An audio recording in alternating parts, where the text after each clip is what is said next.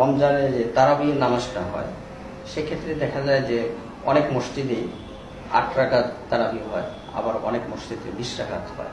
আসলে তারাবির মূল বিধানটা কি? এখানে আসলে ব্যাপারটি হলো, তারাবি হলো একটি ইবাদত। ইবাদতে তেমন যুক্তি চলে না। ইবাদতের ব্যাপারে দেখতে হবে কোরআন সুন্নাহ কি বলে। তো তারাবির ব্যাপারে যদি আমরা কোরআন শরীফ দেখি, কোরআনে এই ব্যাপারে কিছু নেই। হাদিসে কি আছে? এটা আমরা হাদিস যতটুকু ঘাটাঘাটি করেছি আমরা দেখেছি যে রাসূল করিম সাল্লাল্লাহু আলাইহি সাল্লাম ২০ রাকাত পড়েছেন। আমি একটু উদ্দেশ্যকের হাদিসগুলো বলছি। হযরতে ওমর থেকে বাকি ৩ খলিফার আদেশ ২০ রাকাত পড়ার জন্য।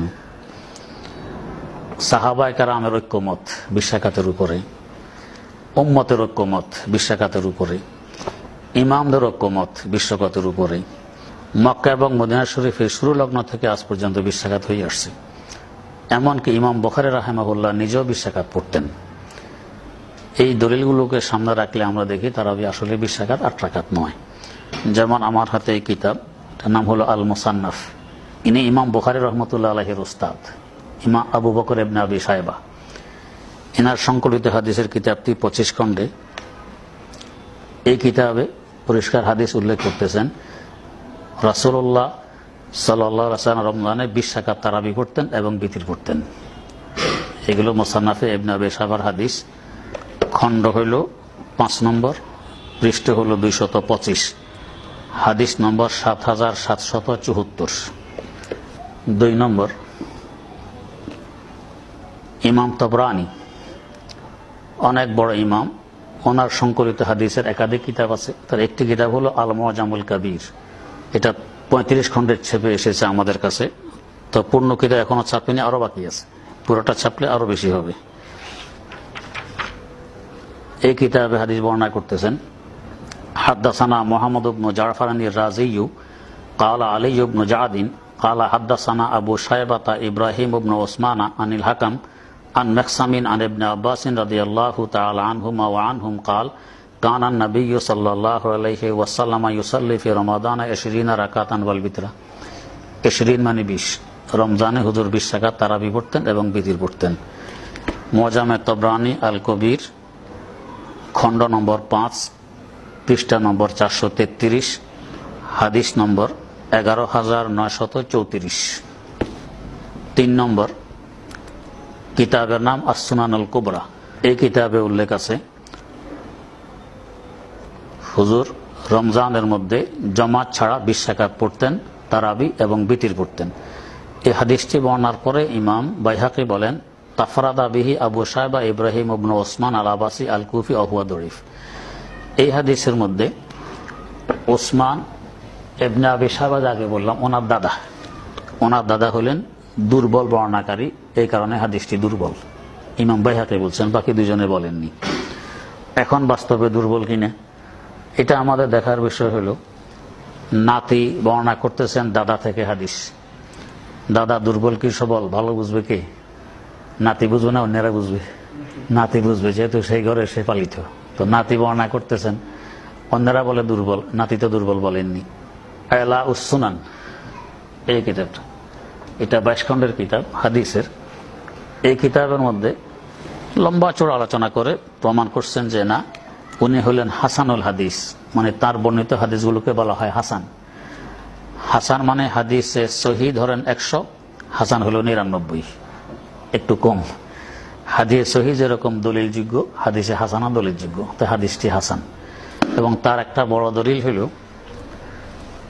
আমাদের দেশে যারা তারাবি ৮ রাকাত পড়েন তারা তাদেরকে পরিচয় দেন আহলে হাদিস বলে। তো ওনারা বলেন যে হাদিসটি জাল। তো জরিফও বলেন না, অথচ জাল কোনো মুহাদ্দিস বলেননি, দুর্বল বলছেন। যেমন ইমাম বাইহাকির উদ্ধৃতি দিয়ে বললাম, জাল কেউ বলেনি, ওনারা বলেন জাল। এনার কারণেই, ইবনে আবি শায়বার দাদার কারণে এটাকে জাল বলে। এখানে আমাদের প্রশ্ন, আহলে হাদিস ভাইয়েরা জানাজার নামাজে সূরা ফাতিহা পড়াকে ফরজ বলেন।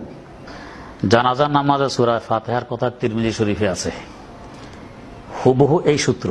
তার মধ্যে এই বর্ণনাকারী আছেন আবু বকর ইবনে আবি শায়বার যে দাদা, এর দাদা বর্ণনাকারী ওই সূত্রে আছেন। তো ওই সূত্রে বর্ণনা করার পরেও যদি জানাজার নামাজে ফাতিহা পড়া ফরজ হয়, হাদিস সহিহ হয়, জাল না হয়, তো একই সূত্রে 20 রাকাত তারাবি বর্ণিত হলে এটা কেন জাল হবে? খোলাফায়ে রাশিদিনের মধ্যে হযরত ওমর রাদিয়াল্লাহু তাআলা আনহু, উবাই ইবনে কাব এবং তামিম দারি তাদেরকে আদেশ করেছেন যে তোমরা 20 রাকাত নামাজ জামাতে পড়াও। এখানে এখন বোঝার বিষয়, রাসূলুল্লাহ সাল্লাল্লাহু আলাইহি ওয়াসাল্লাম যদি 20 রাকাত না পড়তেন, তো একজন খলিফাতুল মুসলিমিনের পক্ষে রাসূল যে কাজটি করেননি সে কাজটি আদেশ দিয়ে করাইবেন, এটা কি ধারণা করা যায়? কখনো নয়। এবং তিনি তারাবি 20 রাকাত পড়ানোর জামাতে পড়ানোর জন্য আদেশ করেছেন 14 হিজরিতে। 14 হিজরিতে হাজার হাজার সাহাবা কেরাম জিন্দা ছিলেন। এত সাহাবা কেরাম থাকতে একজন সাহাবিও কোনোদিন প্রতিবাদ জানালেন না যে রাসূল 20 রাকাত পড়েননি, আপনি কেন 20 রাকাতের জন্য জামাতে পড়তে বলতেছেন?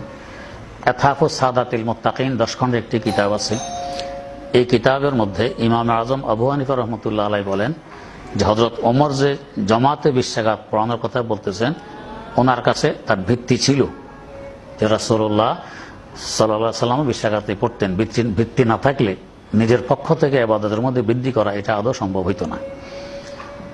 2 নম্বর, ওসমান গনি রাদিয়াল্লাহু তাআলা আনহুর জামানায়ও 20 রাকাত, আলী মুর্তাজা রাদিয়াল্লাহু তাআলা আনহুর জামানায়ও 20 রাকাত উনিও হুকুম দিয়ে পড়াতেন 20 রাকাত জামাতে পড়ুন। এরপরে সাহাবায়ে কেরামের ঐক্যমত, কোন একজন সাহাবী দ্বিমত পোষণ করেছেন এমন কোন প্রমাণ কোথাও কেউ দেখাইতে পারবে না। হ্যাঁ, এখন 8 রাকাতের ব্যাপারে আহলে হাদিস ভাইয়েরা হযরত আয়েশা সিদ্দিকা রাদিয়াল্লাহু তাআলা আনহা থেকে একটি হাদিস ওনারা বর্ণনা করেন। হাদিসটি বুখারী শরীফে আছে। যেমন হাদিসটি হইল,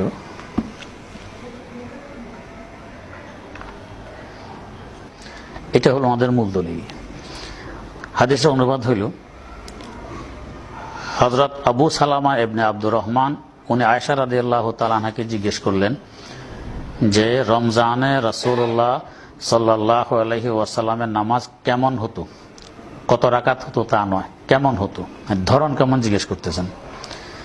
হযরত আয়েশা জবাব দিলেন, মা কানা ইয়াজিদু ফি রমাদান ওয়ালা ফি গায়রিহি আলা 11 রাকাতান। রমজানে এবং রমজানের বাইরে বাকি 11 মাস 11 রাকাতের বেশি হুজুরি পড়তেন না। 11 কিভাবে পড়তেন আগে বর্ণনা দিচ্ছেন। ইউসাল্লি আর বাড়ান, প্রথমে 4 রাকাত পড়তেন। ফালা তাসাল আন হুসনিহিন্না ওয়া তুলিহিন্না, জিজ্ঞেস করবে না যে এই নামাজটি কত সুন্দর হতো, কত লম্বা হতো। সুম্মা ইউসাল্লি আর বাড়ান, এরপরে আবার 4 রাকাত পড়তেন। ফালা তাসাল আন হুসনিহিন্না ওয়া তুলিহিন্না, এটা জিজ্ঞেস করবে না যে কত সুন্দর হইতো, কত লম্বা হইতো। সুম্মা ইউসাল্লি সালাসান, এরপরে পড়তেন 3 রাকাত, যাকে আমরা বিতির করি। এরপরে হযরত আয়েশা বলেন, ফাকুলতু ইয়া রাসূলুল্লাহ আতানামু ক্বাবলা আন তুতির। 3টা কাজে পড়ছেন, এর আগে হুজুর ঘুমিয়ে পড়ছিলেন। আচ্ছা, জিজ্ঞেস করুন যে আপনি বিতির আগে ঘুমিয়ে পড়লেন? হুজুর জবাব দিলেন, ইয়া আয়েশাতু ইন্না আইনাইয়া তানামান ওয়ালা ইয়ানামু কলবি, আমার 2 চক্ষু ঘুমায়, অন্তর ঘুমায় না, তাই এই ঘুমে আমার ওযু ভাঙবে না। এটা হলো তাদের মূল দলিল। এখানে এখন আমাদের কয়েকটি কথা বোঝার বিষয়। 1 নম্বর, এই হাদিসটি বড় বড় মুহাদ্দিসিনে কেরাম তাদের সংকলিত হাদিসের কিতাবে উল্লেখ করেন তাহাজ্জুদের অধ্যায়ে। তাহাজ্জুদের অধ্যায়, তারাবিতে নয়। তাহলে বোঝা গেছে মুহাদ্দিসিনে কেরামের দৃষ্টিতে হাদিসটি তাহাজ্জুদের তারাবির নয়। 2 নম্বর কথা, এখানে রমজান এবং রমজানের বাইরে বাকি 11 মাস উল্লেখ আছে। তো রমজান এবং রমজানের বাইরে রাত্রে কোন নামাজ পড়া হয়? তাহাজ্জুদ পড়া হয়। তারাবি তো বাকি 11 মাসে পড়া হয় না। অতএব এটা স্পষ্ট যে এই হাদিসটি তাহাজ্জুদের ব্যাপারে, তারাবির ব্যাপারে নয়। 3 নম্বর, যদি তারাবির ব্যাপারে হয় তাহলে হাদিস ভাইদের কাছে প্রশ্ন, তো রমজান মাসে শুধু তারাবি কেন পড়েন, বাকি 11 মাস কেন পড়েন না? এখানে তো পরিষ্কার আছে ফি রমাদানা ওয়ালা ফি গায়রিহি, রমজান এবং রমজানের গায়ের বাকি 11 মাস, পুরো 12 মাসের কথা উল্লেখ আছে। তো আপনারা 1 মাস কেন পড়েন, বাকি 11 মাস কেন পড়েন না? তো হাদিসের উপর তো আমল নিজেরাও করলেন না। 4 নম্বর কথা, হযরত আবু সালামা যে জিজ্ঞেস করতেন আয়েশাকে হুজুর নামাজ কেমন হইত, যদি তারাবি সম্পর্কে প্রশ্নটি হতো, তারাবি হুজুর মসজিদে পড়েছেন সাহাবায়ে কেরামের সামনে, তারাবি পড়লেন মসজিদে মানুষের সামনে, সাহাবায়ে কেরামের সামনে, জিজ্ঞেস করছেন ঘরে মহিলার কাছে, আয়েশার কাছে। তো বোঝা গেছে তারাবি সম্পর্কে না, ঘরে যে নামাজ পড়া হয় ওইটা সম্পর্কে। ঘরে পড়া হয় তাহাজ্জুদ, তারাবি নয়। 5 নম্বর কথা, এই হাদিসের মধ্যে মাত্র 11 রাকাত, 3 রাকাত বিতির, 8 রাকাত তারাবি। অথচ অসংখ্য হাদিসে আছে যে রমজানে হুজুরে নামাজ বাড়াইয়ে দিতেন, দোয়া বাড়াইয়ে দিতেন, ইবাদত বাড়াইয়ে দিতেন, কখনো কোনো পুরা রাত্রে ইবাদত করতেন। বিভিন্ন হাদিস আমার কাছে উদ্ধৃতি সহকারে আছে। কিন্তু এখানে আছে 11 রাকাতের বেশি করতেন না। তা রমজানে যে বাড়াইতেন সেটা কোন নামাজ বাড়াইতেন? তাহলে বুঝে সেটা ভিন্ন তারাবি, এটা ভিন্ন নামাজ, এটা নয়, এটা তাহাজ্জুদ। 6 নম্বর কথা, এখানে বিতির নামাজ সুমাই ইউসাল্লি সালাসান, বুখারীতে 3 রাকাত বিতির পড়তেন। আহলে হাদিস ভাইয়েরা এই হাদিস দিয়ে তারাবি 8 রাকাতের দলিল দেন, বিতির যে 3 রাকাত এটা দলিল আর এখানে দেন না। ওনারা বিতির পড়েন 1 রাকাত, তাহলে হাদিস তো ওনারা মানলেন না। 7 নম্বর কথা, এখানে আছে হুজুর বিতিরের আগে 8 রাকাত পরে ঘুমিয়ে পড়ছেন। তো এখন প্রশ্ন, যদি তারাবি হইতো এটা মসজিদে পড়ছেন, তো তারা এভাবে মসজিদে হুজুর ঘুমিয়ে গেছেন আর সাহাবায়ে কেরাম বসে রইলেন। আর জিজ্ঞেস করতেন কে? আয়েশা, ইয়া রাসূলুল্লাহ তানামু ক্বাবলা আন তুতির, বিতির পড়ার আগে আপনি ঘুমাইলেন? তো ঘুমাইলেন মসজিদে পুরুষদের সামনে। জিজ্ঞেস করে আয়েশা, এই কথাটা কি সাজে কোনোদিন খাটে না? বুঝে এটা ঘরের নামাজের কথা, এগুলো তাহাজ্জুদ, এটা তারাবির ব্যাপারে নয়।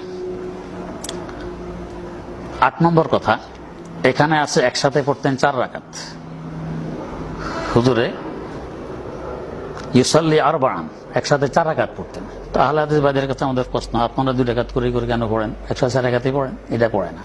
তো বুঝে গেছে হাদিস পড়ে আপনারা তো আমল করেন না। তাহলে এটা তারাবির হাদিস না, তাহাজ্জুদের হাদিস। তাহাজ্জুদের হাদিসকে এনে তারাবি 8 রাকাত ওনারা বলতে চান। 9 নম্বর বিষয়, ওনারা বলে আরবরা 8 রাকাত পড়ে। আমি পুরো আরব দেখতেছি, মক্কা শরীফ মদিনা শরীফ দেখি না। এখানে পড়তেছে 20 রাকাত সবাই, এই 2টা বাদ দিয়ে বাকিটা দেখতেছি, এখানে আমার দৃষ্টি পড়ে না কেন? এটার উদ্দেশ্য কি? দৃষ্টি যেখানে পড়ার দরকার সেখানে না পড়ে অন্যখানে কেন পড়ে? 10 নম্বর কথা, মক্কায় আরব বিশ্বেও যেখানে খতম হয় সেখানে 20 রাকাত হয়। সেখানে আমাদের খোঁজ আছে, বড় বড় মসজিদ এখানে খতম হয় 20 রাকাত, এখানে খতম হয় না, ওরা 8 রাকাত পড়ে চলে যায়। হ্যাঁ, সূরা তারাবিম কোন যে কোনো জায়গা দিয়ে পড়ে চলে যায়, এখানে 8 রাকাত হয়। খতম যেখানে হয় সেখানে 20 রাকাত হয়। তো সারা আরব বিশ্বে 8 রাকাত হয়, এ কথা সঠিক নয়।